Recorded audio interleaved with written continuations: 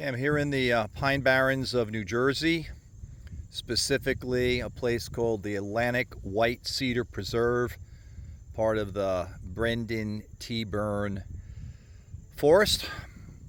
And this plant, which I thought was always just a goldenrod, is really not a goldenrod. Its common name can be goldenrod, but its proper botanical name is, and I may be pronouncing it incorrectly, Euthymia. Euthymia.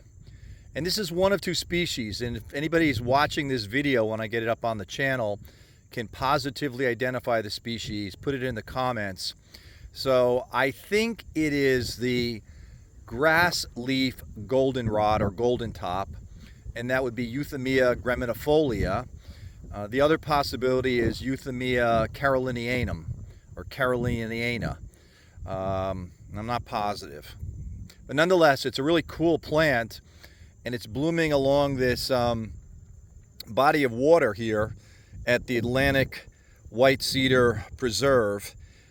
This may have been a cranberry bog at one time. Here's one of the floodgates, or this could have been a reservoir that feeds into a cranberry bog. The pollinators are just going crazy over this plant.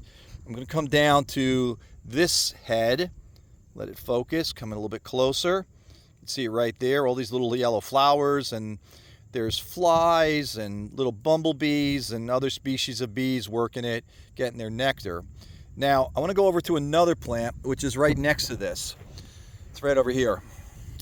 And this is the native Lespedeza of the Pine Barrens. This should be Lespedeza angustifolia, which is also a really cool plant growing in just sand. There's no fertility here, but it is a legume, so it's getting its nitrogen with the help of rhizobia bacteria, typical of any legume. And I don't know if you can see it or not, but there's a little bumblebee down there. There's lots of nectar in these flowers, and the bumblebees have been all over them since we arrived.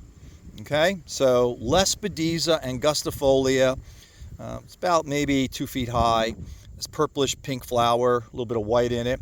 And then we're going to go back to the Euthymia, all right? You're going to hear wind in the background, so the audio might not be perfect in this video, but that's okay. The most important thing is you get to see these beautiful native plants in mid-September.